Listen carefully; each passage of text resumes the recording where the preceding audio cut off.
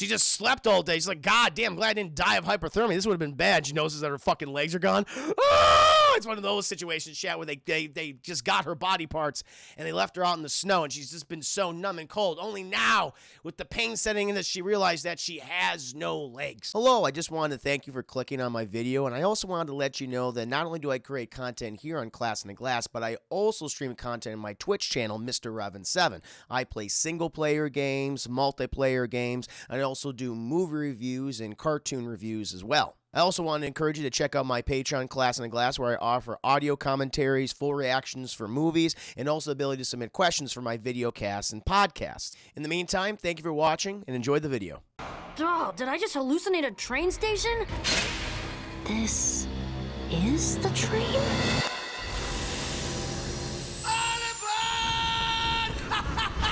Appreciate it, but now we must get to my next review. We are going to be reviewing Infinity Train, Episode 1, The Grid Train, chat.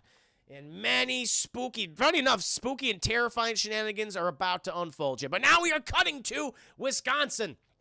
The state of Wisconsin, which apparently, chat, is filled with cheese and snow. It's one of those two things, chat. Cheese or snow. Cheese in the spring and summer, snow in the fall and winter. That's how it goes, chat. So you better hope that you're visiting Wisconsin in spring and summer and not in fall and winter, chat, because then you are fucked. You are cheeseless.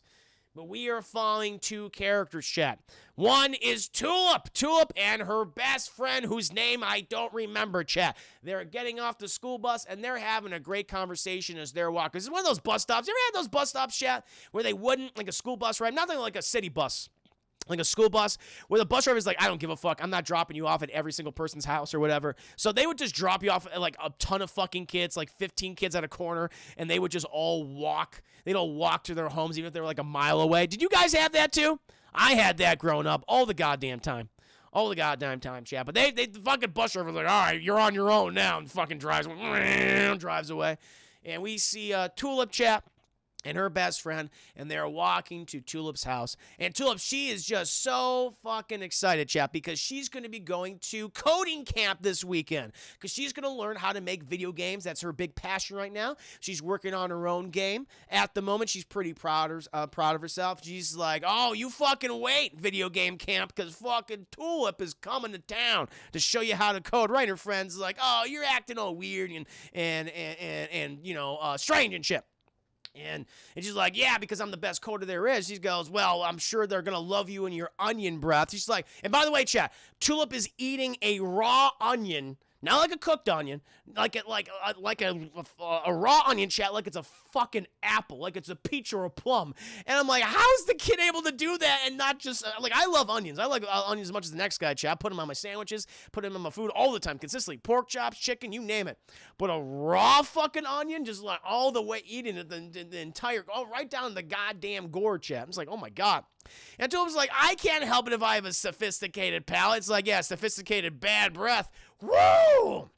And eventually, they make it to the precipice right across the street of Tulip's house. And Tulip's, her sunny expression, chat, is now downfallen. It's crestfallen, chat. She looks down at her feet, and her friend is like, so is it kind of weird? And, you know, and she's like, well, what is weird? When when your dad goes in to see your mom.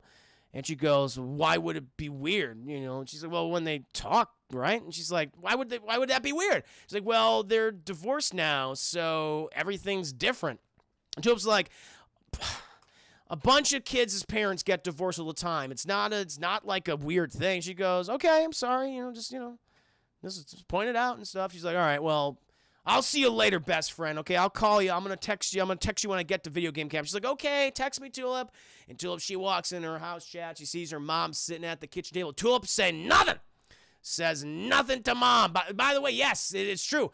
Deadpool's right. Tulip is voiced by Ashley Johnson, who most famously played, chat. Most famously played Ellie in The Last of Us 1 and Part 2, chat. Great voiceover actor.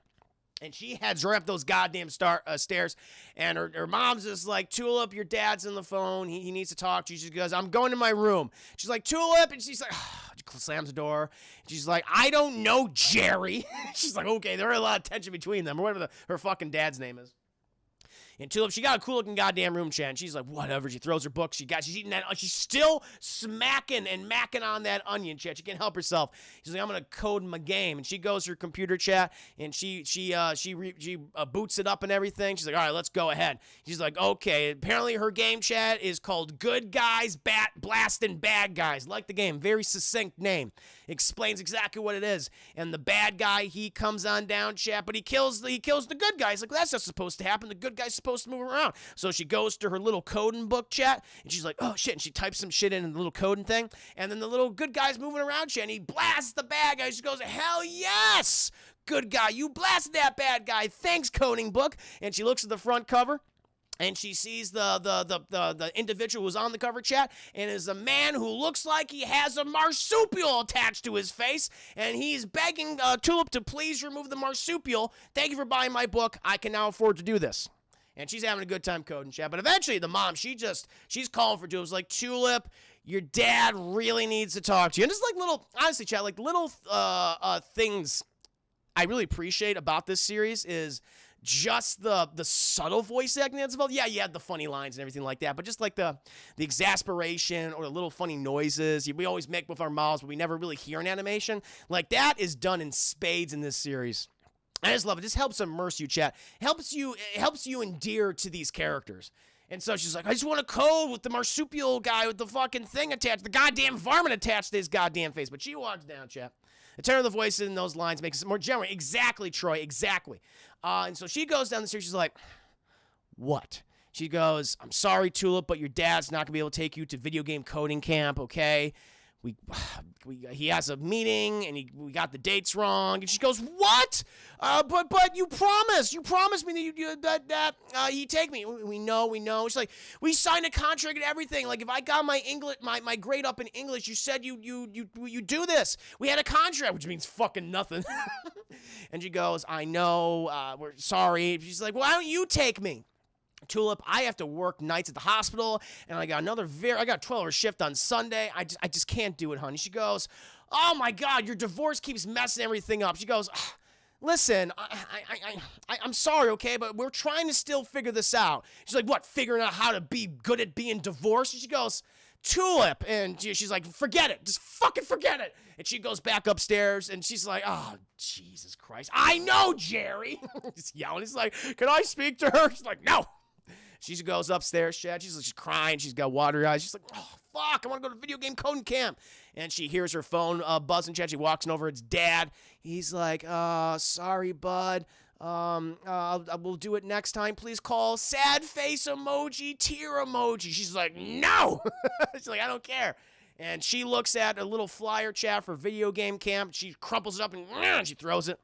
And then she looks outside, chat, and she looks back at the flight. She picks it up, and she sees where it is. Oaksha, Wisconsin. And it says on the flyer, chat, is a hop and skip away. She's like, I can hop and skip there. She's like, I'm going to fucking do it. I'm going to run away, chat. So she starts taking all the important things that a child needs on this grand adventure, chat, to the wilds of Wisconsin. Notebook, pens and pencils, chat, calculator, rhombus. She's good to go. And she gets out there, chat, and she just starts going. By the way, beautiful fucking score to Infinity Train, chat. I used a lot of synth, a lot of soft notes. It's great. Eventually, chat, she's walking for so goddamn long, it's just nighttime. So she's been walking a while. And as we all know, chat, Wisconsin's winters, they drop about 40 below at night. So she's walking in negative 40 below weather right now. So she is probably dead, chat. Or she's, honestly, I wouldn't be shocked, chat, at the end of this season, if she's just dying of hypothermia and she just imagined all that shit on the train, it would make a lot more sense in hindsight.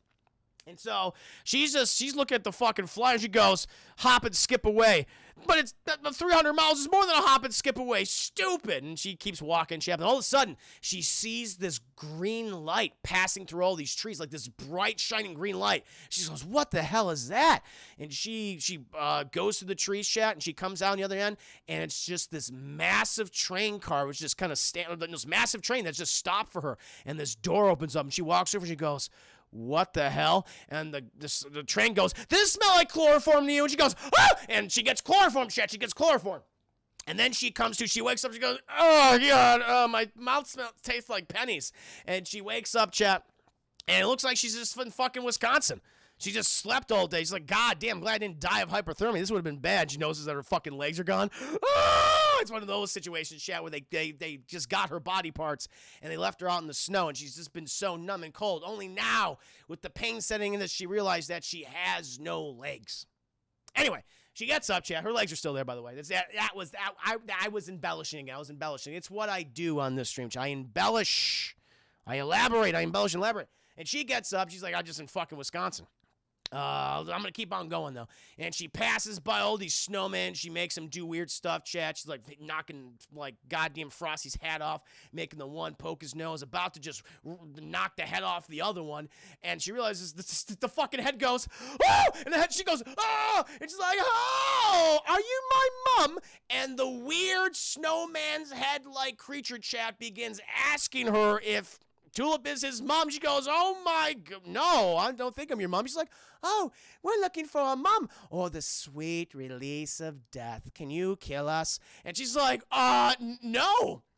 And it's this little robot. She had this little robot with these little stubby legs. She's so cute. And she goes, what are you? Are you a toy? You have really good voice recognition. And he's like, we don't know what we are. We're just looking for a mom. Are you our mom? She goes, no, I said that already. Well, you're crazy. You're one of a kind, whatever you are. She goes, that's our name. It's like, what's your name? One. That one. Your name's One. And he goes, yeah. It's like this thing has multiple personalities, chat. It's like two halves. One's super positive. One is very downtrodden, pretty nearly suicidal, honestly, chat. And this little thing is just, looking for its mom. And Tulip is kind of confused by this. She's like, all right, well, I got to get going. He's like, well, man, can we join you? And she's like, I guess so. Let's get going. And eventually, chat, she's like, well, I don't know how to get out of here. And she's like, how do you not know to get out of here? You're in Wisconsin. He's like, what's Wisconsin? She's like, it's nothing. It's Phil. Listen, for 6 months of the year, filled with cheese in the summer and spring, winter, snow.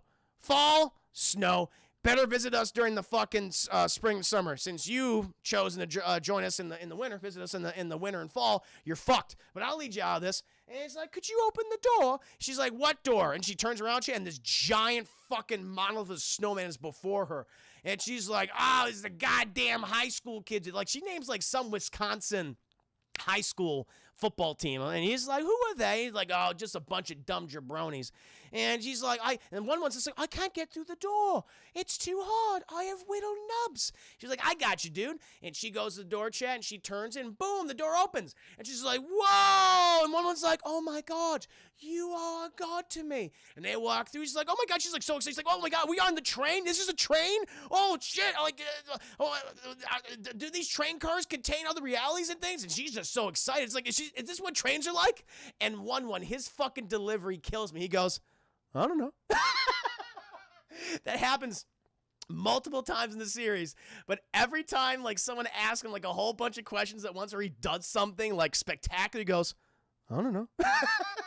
And she takes the little guy. He's like, oh God, let's go to the next train car. One would be another amazing thing. And she grabs, puts him in her backpack. She opens the goddamn door and opens it. And she goes, whoa! Oh, and it's just this empty room. He's like, oh, I thought it'd be kind of more spectacular or something. And one's like, I like it. It seems nice. And the other half is like, it's morbidly dark. I also do not care for it. And she takes a step in there, chat, but all of a sudden, the grid, the square she steps on, raises up in the air, and it starts producing all these blocks. So apparently, chat, she realizes, oh, wow, every time I tap on one of these things, I can create another block. And she and one create all these types of shapes and everything. Just fooling around this room, chat, just having a great goddamn day. They're just like, oh, this is wonderful. It's so wonderful. And she's having a good time, and she basically builds her little video game chat. She has the good guy and the bad guy, and one comes in over and says, is that a coffin for yourself? She goes, no, no. He's like, oh, Looked like a coffin. She's like, yeah. No, it's like characters from my video game. And he's like, oh, you make video games? She's like, well, hell yeah. I mean, I make video games all the time. He's like, how many video games you made? I made one video game. She goes, whoa, that's amazing. And she's like, here, I'll show you. And she goes to her backpack, Chad, and she's like, getting all the materials out. She's like, got my gloves keep slipping. She takes her gloves off, Chad. She goes, what the fuck? And there's this number on her hand. She goes, what the hell? What the hell is this? And it's like 115 it says in her hand. She's like trying to rub it off, Chad, but it's embedded in her fucking hand. She's like, what fresh hell body horror David Cronenberg bullshit is this, 1-1? And he goes, I don't know. She's like, oh, okay, well, okay. Random train come out of nowhere, number embedded in my hand. There has to be a reasonable explanation. And then the train just starts shaking. She goes, oh, fuck, what the hell was that? And 1-1 goes, I don't know. She takes 1-1, puts him in her backpack, and she walks out to the side of the train. And then she realizes, like, holy shit, because what's before she didn't even realize that she has no peripheral vision in this instance. She will later on in the series. But she looks out, she says, 1-1, are we in Wisconsin? He goes, what's Wisconsin? She goes, not this. Because what they see, chat, is out of it looks like it's something out of a Stephen King post-apocalyptic novel, chat. It looks like a Mad Max-esque future. Just a desert, stormy environment. Storm clouds overhead, chat. Constantly thundering and lightning, and just miles upon miles of barren wasteland. And she goes, what the hell? And she hears that shaking again. She looks up, and all of a sudden, this fucking orange-red tube comes out of the sky chain, goes, smashes right into the train, and it sucks out this one guy, Chad, and he dissolves, and he goes up and back, and he goes up into the clouds and shit. She goes, what the fuck happened to that guy? One's like, I don't know. And she's like, we gotta get out of here. We gotta get the fuck out of here. And she drops down, and she just fucking takes off running. And they have I love the humor in this chat, where they do just a really big wide shot. And you just hear her going, just screaming. But it's so far away you can barely hear it. And she's doing that Tom Cruise chop and air run, chat. It's faster than her little Wisconsin legs can take her. And eventually she just gets to a tree, but she can't move anymore, chat, because her fucking feet are stuck in the muck. She's like, oh my God, what the hell? She's like, and she's smashing the ground and shit, and it forms all these cracks. And at all of these cracks, they stop at these little holes. She's like, what the hell is that? And these little holes, chat, they're kind of enlarging. Like there's something burrowed underneath them, and it's burrowing upward. And these I can only describe them, chat, are these giant, this is nightmare fuel, these giant cockroach dogs.